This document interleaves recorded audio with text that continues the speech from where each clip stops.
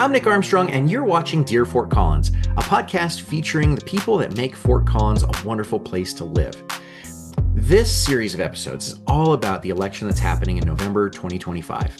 And we're interviewing all of the different candidates for mayor, city council, and Ph.D. school board. And we want to hear from them in their own words about why they're running, what they care about, and you then can be more informed about who you're voting for when it's time to fill out your ballot. With ranked choice voting, it's really difficult to know sometimes who your candidates are and what order you're going to rank them in. So I hope these series of episodes really help you figure out which candidates best align with your interests and needs. And as we do these interviews, I want you to know that I have given the candidates access to the questions in advance. I try to ask all of the candidates the same questions, or at least give them an opportunity to answer the same questions in the same kind of way. And there's very minimal editing on any of these episodes. So unless there was an errant sneeze or a cat jumping on someone's lap, you're hearing from the candidates in their own words. I do have a quick disclaimer to give you that I serve on the Parks and Recreation Board for the city of Fort Collins, and my opinions on this show are my own. They're not the position of the board or of the city. And I have also advised a number of the candidates about their campaigns, and in some cases have either helped with their campaigns or made a donation here or there. I do my absolute best to make sure that they all get fair treatment, that there aren't any favorites being played, and that also we're asking them the same types of questions, and they have an opportunity to answer those in kind. I hope that you enjoy these episodes and that they help you become a more informed voter in the upcoming election. And if you do have any questions, concerns, or comments, please let me know and reach out on the Dear Fort Collins website. I'm always happy to hear from you. And some of the questions that you'll hear me ask of the candidates have been submitted by listeners and watchers just like you. Folks who are fans of the show and want to know more about particular candidates and their positions on particular things. So with that, let's get on with the show.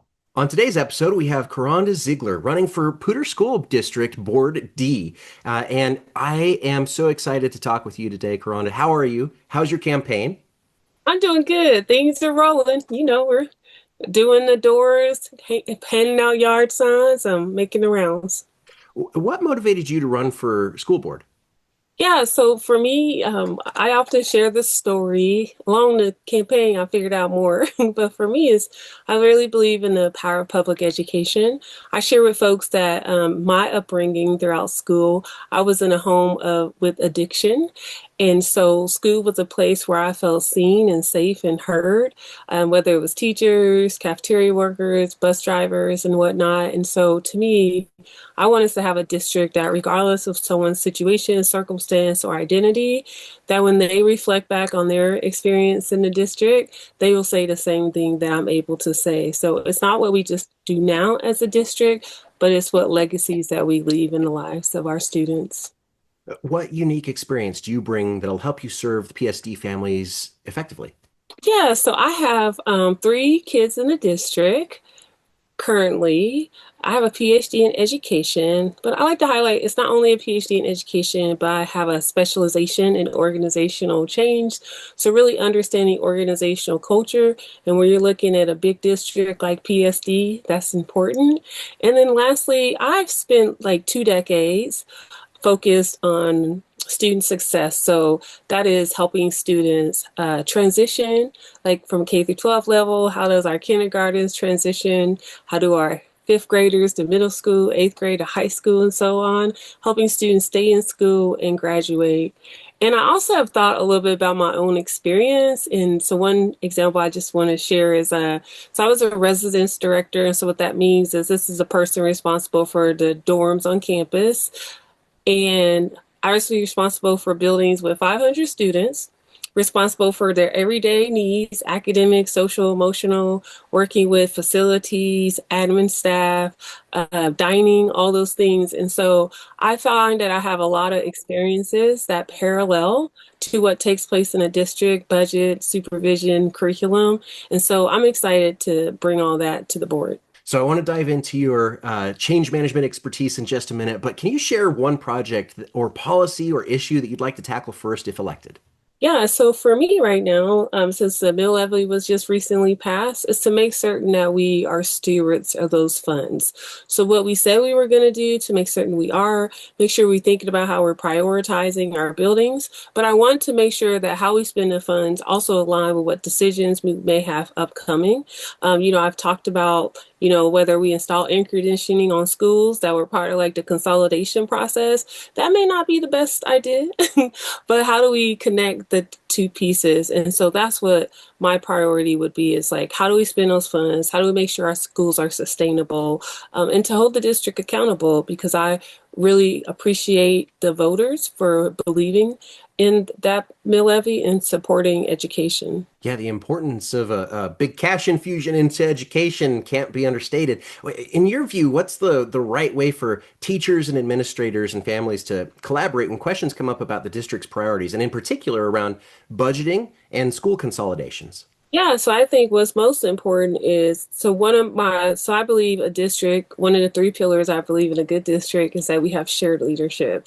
And when I think about that, oftentimes the board can make decisions based on what data is put in front of them or who has access to them. And so I want to broaden that access. I do believe that we should have committees and invite parents to be on boards and do all that in order to make decisions, but we have to make it broader. For instance, what if somebody works during the day? Oh, no, sorry, most people do work during the day. Sorry. I mean, like, what if someone works at night, and they're tired and sleeping and resting during the day or working during the day, right? But let's say people don't have that flexibility in their job. How are we creating access for those individuals to participate and be a part of the process? I think folks to which maybe English may not be their first language, how are we translating our languages, whether it be Arabic or Spanish or another language, so that folks can participate? And also, how are we updating folks and creating chains for that people can offer feedback and then closing that loop and following up with individuals? So I would like to maintain some of our current structures, but I also think we need to broaden it because when we make decisions, ultimately it's impacting everyone. And so we should seek and strive. And I believe that if you do that process on the front end, then that decision goes over well on the back end because people can see the process, feel included, and they're more likely to trust the outcome of the final decision. How do you see the role of community input in shaping PSD's long-term academic priorities? Yes, I think community input's important. First, I would say that I really honor the teachers and whatnot and their education in terms of their expertise and what they've done, right? Like spending time in school. A lot of our teachers even have a master's degree, so they even went further in terms of the understanding of pedagogy and curriculum and classroom techniques and whatnot. So I would probably start there. And then I see the community being involved in like, yeah, offer feedback, ask questions and whatnot. But whether or not community decides on what curriculum is and those things, I think it should be a negotiation, a conversation. But again, I think what we could do better is how do we communicate and share that information, how those decisions are made, how we've come to this point, maybe even like what's available. Like have we even shared with people like there's 5 curriculum options available.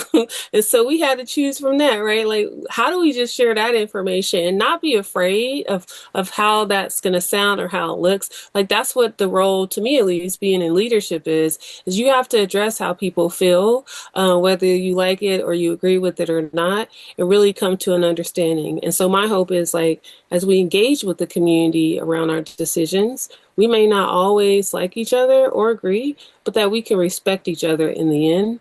And each person leaves feeling good about the conversation. Knowing that some of that conflict about having communication in the right format and the right timing, the right places for parents has caused a little bit of strife. And also knowing that the partnership with Front Range Community College drives some of the schedule choices that the district makes.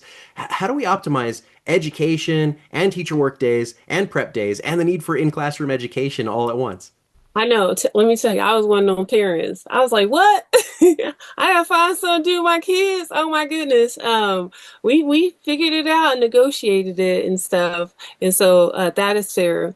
I want to say one thing is like being clear on what we communicate. I've been hearing from a lot of people that the reason the calendar is the way it is only solely because of high school students taking classes at Front Range, but there is a combination of stuff that goes into that calendar, whether it's the required things by the state or how many hours teachers can work or contracts and things like that. So I just want to be clear that it's very broad. And again, how do we communicate and be transparent or just make stuff accessible on the web? Like sometimes you get on that website and you're like, where is the thing I'm looking for? So there's that. I would name that. And then how do I think all that comes into play is on the back end, I would hope that we would be more intentional and plan. And so what expertise do we need in terms of pulling together the calendar? We do stuff internally, but sometimes we can have our own biases if we are part of an organization and doing the work, or we might get stuck on that's how it always is, or we can only do this much, where an other perspective might bring that. So I would like to look at our committees and how we do our work and think about what contributions we need. Like, so if we're thinking about HVAC systems for our schools, who in our community might have that experience? Not discounting the experience in the district, but how do we broaden that perspective and bring that on board? And they might be able to share, or because they're a community member, they may serve as the liaison with the district and the board in terms of bringing things about. So I would love to look at community experience and expertise and bring that on board. But that starts with us being clear on what we need and what we want, so that when we ask people to support or help, we actually are working toward a goal and not just doing that thing where committee work comes together and what they say, ideas go to die in committee. I like to avoid that. Avoiding groupthink, always really important. Yeah, absolutely. And, sometimes people say, oh, I'm idealistic, or, I have such an inclusive perspective in terms of how I want to bring people together. And I'll keep it real with you. Like, it makes the work easier because I get to lean on not only colleagues on the board or within a district, but also within the community. And I think we have to be in community at this particular time in our world. I love that approach. And knowing that the district also spans a number of different communities, and with growth in Fort Collins and Tinmouth and Wellington, how do you feel that PSD should plan for new schools and facilities? Again, I think, someone had mentioned it before, and I kind of like this idea. How do we even look at redistricting before we think about the schools? And maybe they have, right? But how do we take the whole picture instead of like population growth in one area? So we just build a new school, like really looking at the totality of our district. Like, would it have made more sense to build a school up north, right? As we consider our Wellington and our LaPorte and our Red Feather and those districts and whatnot. So again, mapping things out. I think we have maps of the district. How do we look at the maps of the district? How do we look and see where schools are consolidated? How might we overlay that map with populations and where people are? And how might we overlay that map with other things such as like projected growth within the community or migration patterns from past and migration patterns of the future? So I think a layered approach, not just a single one-dimensional map or piece of paper in front of us, in order to broaden our perspectives and our ideas. Along with that, how do you plan to prioritize resources when budgets are tight? And what types of considerations are you going to bring to the table? Yeah, so for me, when budgets are tight, I really want to make sure that we are looking at the totality of our district and what we have and what we provide for students. Myself working in higher education, right, we navigate and negotiate that as well. When it comes to budget, K through 12 might get some money, but higher ed don't always get that. So I think I would want to look at that. And for me, it's a balance of both. Like, how do we maintain our core curriculum, what people believe as the foundationals, like math and reading and writing and all of that? But then how do we also include those other pieces? I wholeheartedly believe in the arts, performing arts. I believe that students should be athletes as well. I was an athlete all throughout high school, ran through college. I was all-American. So athletics are important to me, but the arts are important to me. And so I think about those pieces. Maybe it's like some things, instead of being district, become organized volunteers. So I really think we got to restructure how we fund things and how we look at things. There's traditional patterns, and then there's some leadway in those patterns. So what's required? What would we like, and where are the places where we can make some changes? specifically focusing on the idea of the students, what do you see as the most pressing needs of the PSD students right now? Ooh, that's a good question. You know, I want to say mental health because I think it's more than that. I might say navigational skills within life. And let me explain that, right? So I think all of us live in a world where things are given to us right away. And you go on Amazon and be like, I recommend these purchases. And you're like, ooh, I guess I do need that. Right. And so I think we live in this world where that is there. But then there's this paralysis of choice too that exists for our students. And so to me, it's that navigational piece. Perhaps students are becoming overwhelmed because there are so many choices and so many things that shape and influence. And so to me, that is mental health, but it's like, mental health sometimes to me can be the outcome, but if we look at it holistically, I think that would be a piece. I'd love to share a story. I won't tell everybody's business, but one of my kids was sharing with me a story related to their experiences on apps and the impact that that had and how they had to negotiate that. Luckily, I have a good relationship with my kids where they will talk to me about different things. But that showed me that some of those skills that we might have had, like if you think about like commercials, like sometimes my best learning was commercials, like don't do drugs. This is your brain on drugs, like the egg cracked in the skillet. But right, so realizing that context and help our students navigate in this world versus operating on old assumptions about it, what it means to adult or be a young adult.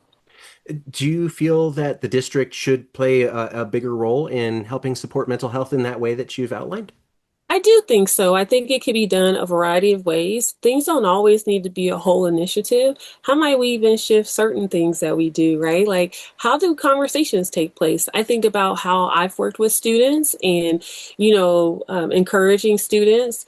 You can say things in different ways. So if you're like, I really needed you to get to your seat right now so we can move forward, versus I really care about your learning right now. And I want to make certain that you can get the best that you can from today's school day. Can you take a seat? So I think that those are the ways that we can integrate that. And, large scale initiatives are also okay.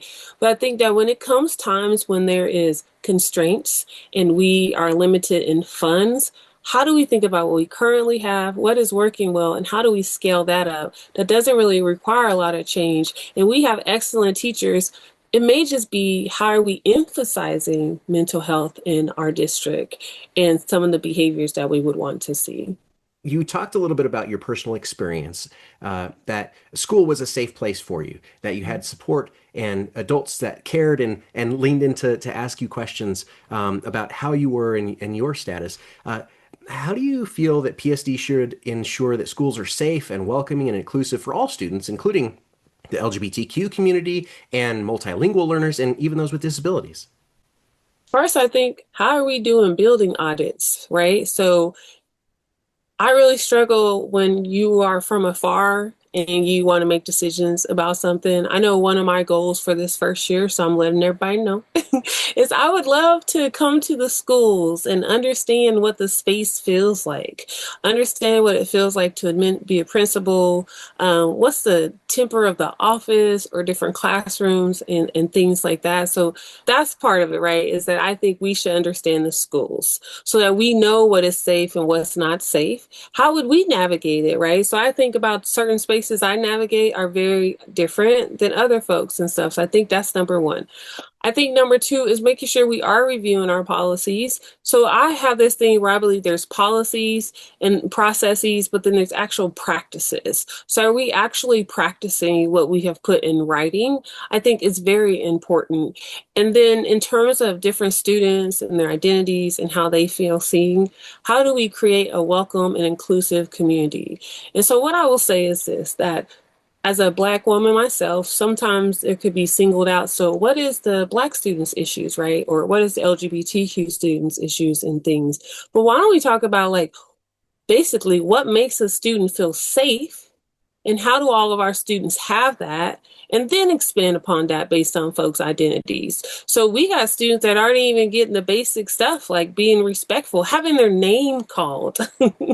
right? Or mispronunciation. So things like that does not make someone feel safe. So I really would look at doing an audit in different ways and different practices of our buildings, of our policies, of our practices, and just most importantly, being in communication with our teachers, our administrators, and our staff that exists within our schools. I might be trying to do too much, but I think where you can have intention, it can happen. I'm not saying that we have to do everything next month, but like years are a long time. And if you did a little bit every month, that would be better than if we do nothing at all. And intersectionality matters a lot. That's what I'm hearing you say, and I'm also hearing you say that the importance of interdisciplinary, looking at what is happening across each of the different spaces that folks exist in, and how they are interacting at a basic level is an important stepping stone to audit and to look at how each of those elements is, how we gather data around those seems to be something that's maybe not transparent, as you alluded to in your earlier answers to the questions. How do we communicate these things to not only parents, but the community at large? Yeah, you said it eloquently. So my rambling must have landed somewhere. So thank you. You no, you 100%. I just wanted to make sure that you had that I had heard you correctly, because I think that there was a ton of really important value in what you had just conveyed, and I was making sure that I hadn't missed anything. Right? What's our foundations? What our baseline? What is that, right? Like, do we know and understand our district? At a minimum, like if we were to name Blevins, like could we talk about Blevins, Please. or does Blevins know how to talk about Blevins, right? And that's what I think like we're gonna need. So like if decisions are made or conversations are being made without someone being in the room or that voice at the table, that I could advocate and say, you know, I went to Blevins last week and so and such, and also encourage folks to come to the listening sessions. But if we are having listening sessions, how do we make sure those listening sessions feel good to people? Yeah. Like when they there, they feel like their questions are being answered. Now I know without a fact, I am not going to agree with everything that every community member or family member says, but I can at least acknowledge them for speaking and for participating and for being there. And maybe it's a follow-up conversation because sometimes you can't solve everything in like 2 minutes. So yeah, I really think it's intentional. What is our baseline? Where are we? And that includes data. And how do we build from there? I love the data-driven approach to that, and in particular, a lot of feedback that have heard personally, and have just been paying attention to some of the school consolidation conversation that had occurred, is folks whose kids go to multiple schools in the district. You know, they school of choiced in, or they did a certain thing. They they were able to really adequately talk about each of the schools that they were at because of the lived experience of having gone to those schools, but there was really clearly, from the other side of that, a misunderstanding of what certain schools did, or how the certain schools operated, or what the curriculum differences were, or what the culture of the school looked like. And so I think just on the premise of the putting the baseline out there and having it publicly accessible, and making things like leadership PSD, a program more accessible to the community, and wider adopted by the community, I think is a really great step to bringing that type of transparency that you're talking about. I remember about a year ago or 2 years ago, Brian Kingsley brought everybody into the room at the Discovery Museum and said these were all of the nonprofits that directly were impacting children's services in northern Colorado, and said, look, there's no more cavalry coming. We need to talk about mental health and how can we help support that. And so I really find a lot to look hopeful for in your approach of talking to the wider community, looking at data-driven approaches, and looking at baselines and making that accessible to the community. Yeah. And I think the community gets to ask questions and look at that, right? And I think about like, you know, I was talking to a parent early on, and I was talking about narratives. What narratives currently exist in our district? That shapes the culture, that shapes our relationship within the community's relationship with schools, right? And so to do that, we got to start having conversations and being open. And the thing is, we may not need to do all the work. And that's why I'm saying we have talented individuals in the community. So identify what is confidential and can't be shared and what is just something you want to keep to yourself. But we could actually pull some people in and have them help us with that activity or what it is that we're trying to do. And to lean into it. Problems are not going to go away just because we don't pay attention to them. So I'd rather address the problem front on and fail, even if we fail, but at least we could say, hey, we tried and we failed, and here's why. And I think sometimes that's the best you can do. Expanding on that mental health lens a little, how can PSD better support teachers and staff to help reduce burnout and improve retention? Yeah, so one, we got to think about how teachers are paid. For real, like it's expensive in Fort Collins. I've been here 18 years and I can, you've been here for a while, just the changes, right? In terms of prices. I won't name no place, but there's a certain little thing I wanted to go to and it was like, oh, you can enter for free. And I went back and it was like, it's $6 per person. I'm like $30 for something I'm not even sure I'm going to get, right? And so that is a shift. And so when I think about our teachers, that's one thing. And I believe in giving them a dignified, livable wage. And when I say dignified, livable, not just being able to pay the bills, but if I want to go down the street to Silver Grill and get me a cinnamon roll every morning, I got money to do that. So to me, I think that's number one. I think how do we also reevaluate how the classrooms are, what resources and supplies the teachers, how teaching occurs, right? So some districts and schools have team teaching. Is that beneficial? Have we reevaluated that? I think that's important. But critical to all that, we have to include the teacher's voice. And here's the thing. Teachers are going to communicate with teachers from other districts and might find things that they love and enjoy and would like. But it requires us as a board, let me be clear though, we govern on policy, we shape and influence the district, we don't make the decisions, but how does the district listen to the teachers? And I love to ask the question, I don't always like to start with like, well, here's what it is, what can we do? I like to start with, based on what's in front of us, what's the possibilities that we can dream of, right? And so when you start there, you think very differently. And I think our teachers can be critical in making sure that we have that. And they've been able to do it even without the support and manage it within their classrooms and schools. Now, how do we take their skill set, their professional expertise, and make it structural? What role do you see the district having? As you said, you govern on policy and not on specifically implementation. But how do you think that the school board can help support teachers with approaches to class sizes, staffing, resource allocations, and especially knowing the budget considerations of the district as a whole? Yeah, so like a lot of that starts with the board's relationship with the superintendent. And so how do we get clear on what we want from the superintendent, right? So if the superintendent is coming in and doing a few presentations, ain't no substance to it, and we're just like, that's great, you're doing a good job, that's not going to help. So how do we can talk about we govern it based on what limits and things that we want to see. We can set those and have conversation about that and hold it accountable. Like instead of like, we just want to improve our graduation rate, like by how much? Like what number are we trying to get to? Right. So instead of it being like, oh, we graduated 25 more students last year, or did we actually move the needle and go from 85% to 87%? So I think some clear criteria from the board, I think would be good because I don't know, and maybe I'm mistaken and I'll get on the board and I'll learn a few things, but I take that serious. Like, I feel like if that's our role, then we should be setting those things and we should be very intentional and we should be supervising. Like, I've been a supervisor before. I could be besties with somebody, but I'm always going to be your supervisor. So how do we negotiate, navigate that and actually hold that? So I think that's part of it.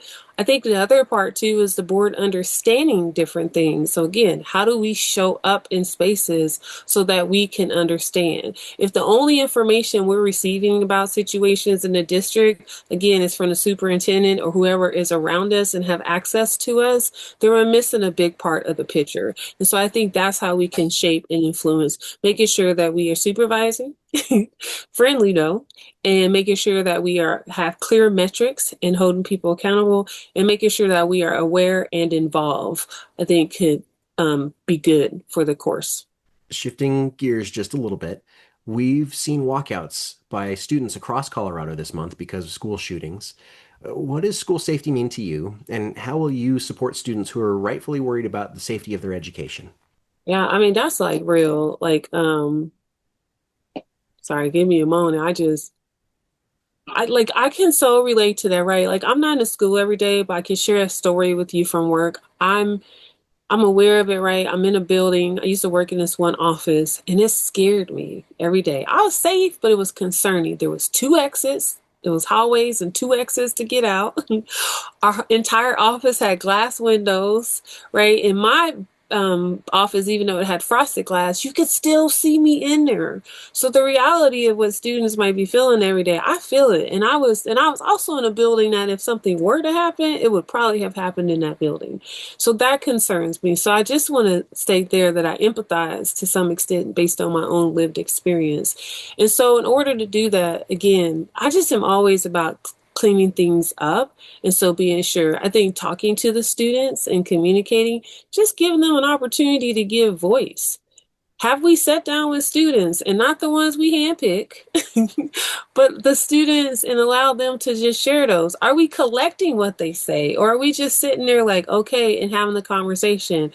Are we doing analysis? My background is I've experienced, I understand quantitative and qualitative analysis. My background is qualitative analysis, right? And a lot of times in conversations, you can analyze comments and whatnot. You don't have to identify people, but how do we get the essence of what students are saying and lead that to guide policy and decisions? So that's number one. Number two, really reviewing our safety protocols and how often are we doing that? I have to ask. I don't want to make assumptions what we are or not doing, but I think that's important. And then I think the third piece is making sure that we pay attention to what's happening outside of the district and within our communities in our state, right? Like sometimes there are certain rumblings or understandings that might indicate some things are happening. If you've ever been in a really crowded space and people start moving certain ways, or the volume gets a little hush, that's signals. And so what are the signals in the environment that would suggest to us that something could or could not happen? So I think it's just really making sure that we are aware. I think infrastructure, that's what I want. Like, I'll be real with y'all, my school got a new entrance. And I was like, what is this? What do you mean I can't access the building? I'm a parent. But later, I love that accessibility because, right, like if I can't get in, no one else can get in. So are we for sure that all of our buildings are fortitude in the way they are? And lastly, and I'll stop talking, but I would love to see some training. So how do we make clear the importance of keeping doors closed? So when I talk about my residence hall experience, I were to my staff, I was very adamant that we were keeping doors closed. We wasn't going to let nobody tailgate in and those things. And so again, I always center myself in practices and culture. And I think those are some ways that we could address that. What is your perspective on school safety and the role of SROs or school resource officers in PSD in particular? Yeah, I get that question. That's come up a lot with different folks. And so sometimes my question comes up is in relation to whether or not we spend less money on SROs and we have more social workers and counselors. So I will say I do believe social workers and counselors are important because if we have them in the schools, they might be able to address some of the concerns that come up before an SRO ever needs to get involved. So I would name that. Two, I think we have to think about what's the purpose and intent of SROs. Is there a real danger to that? Then yeah, we need to talk about that. But I also distinctly think that SROs are different than counselors and social workers and have a particular type of skills, understand different systems in ways that many of us don't understand. So I do support them in an extent. Again, I've worked with like student populations and my experiences, professional experiences with law enforcement. And I think one thing we need to make clear on who we hiring. This is not a municipality. You're working within schools. So some of the things that you've been trained to see and identify are not the same things that you are experiencing in the school. So to me, I think that's very important. I also think that we need to look at where do we have those SROs, and the placement of them, I think, is critical and important as well. So I'm not against them. I'm not 100% for them. I think that everything has to be a balance and a blend. So, knowing that school board is one of the most visible roles in local government, and you've talked about your plan to go into each school and actually have some face time with each of the school communities. How do you plan to also engage with the families and students across the district, even outside of that plan? Yeah, so I hope to have listening sessions. I don't hope I will, but have listening sessions, be willing to sit down with folks. Of course, I can't sit with 100 people all the time, but be accessible to folks and to communicate. I know I am well aware. I think what I'll need to do first is learn how communication in the district works. Where are the areas where people are going to push back and say not that, and identify what's a preference and what is real. But my preference would be an engagement in community. I also believe that, like, what I also love for people to do is not simply tell me, complain, or tell me a story. I also want folks to give me a solution, but not the old, like, don't bring a problem unless you have a solution.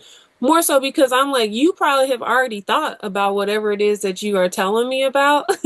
So offer the solution as well. And so that helps. And over time, if I hear kind of the same solution from the same people about the same problem, right, that helps. And so I really want a partnership with families, and to hear again, even families I might disagree, even in disagreement, I learn and grow, they learn and grow, right? And we are able to identify what gaps might exist. So that would be my hope.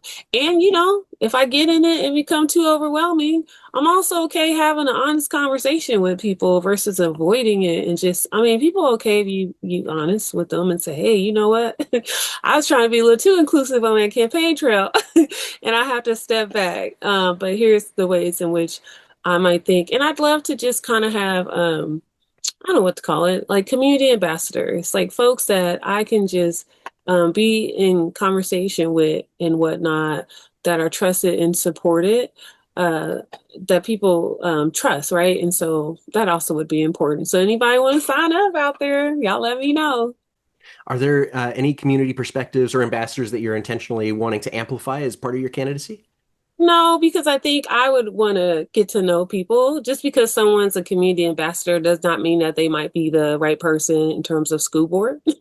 So I would really want to get to know folks. And how do we maximize expertise where it is? So let's say someone who's already a community ambassador might not be in terms of like school board, but their power in their community, how do we amplify that? So when there is something going on, I want to have relationships so I can say, you know what keeps coming up for me? Last night I was at a forum and someone asked a question about particular communities, and I was like, that's that person I would want to go speak to, right? And they could kind of give me some feedback. I always like to clarify for people the distinction between offering feedback versus making a decision. And so sometimes a lot of times I think in the role I'll be able to collect that feedback, but it doesn't necessarily mean that I will always make the decision. But what you can be sure of, that I will listen, and I will listen intently and give you my time. Coronda, we've reached the point of the interview for rapid fire questions. Yeah, that's And good. so whatever is on the top of your head when you hear these, that's just fine. And if there's anything in particular you want to dive in more, you can. But we'll go through these pretty quick. Favorite local coffee shop? Oh, the Cricket Cup in Old Town. My favorite there. I did it on the first one. My favorite there. They have a raspberry matcha tea, which is just it's delicious. Okay, I'll check it out. Favorite park in Fort Collins or nearby?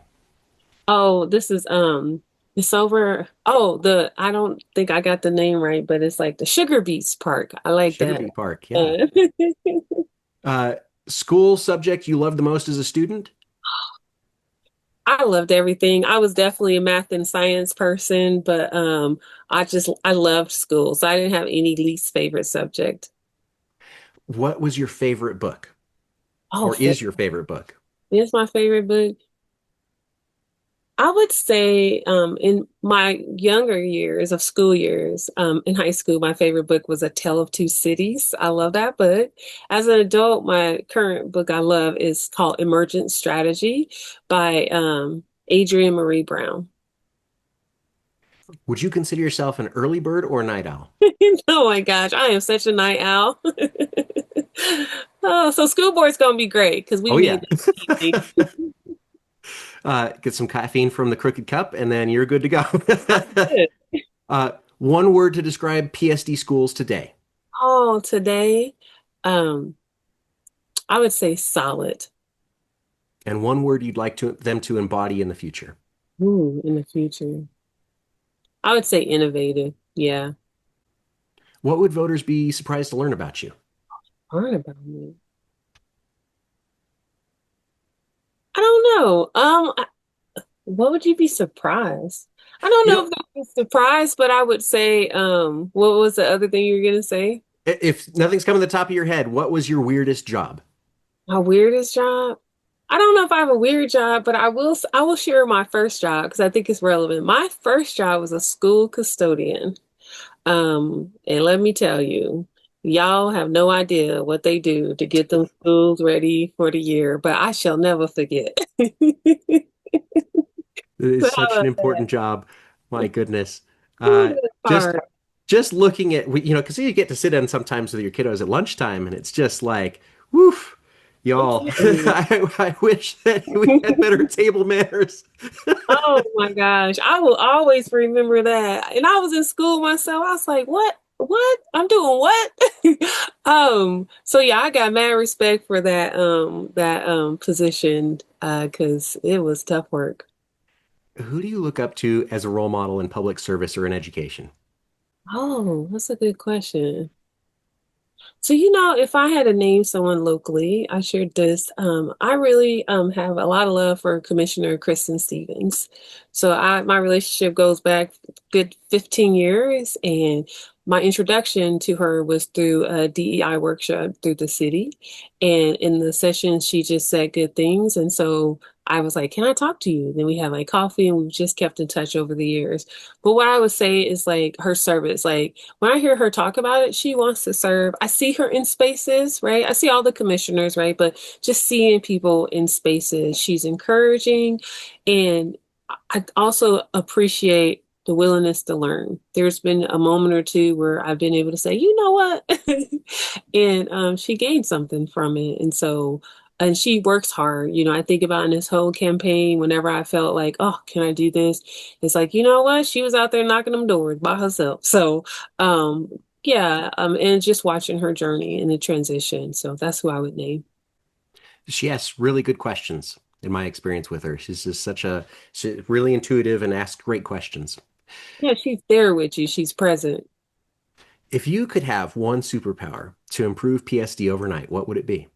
Uh, if I chose a superpower, I would say, well, I was gonna say, to just create money, but I would say, empathy is what I would have because I think empathy is what helps us bridge the divide.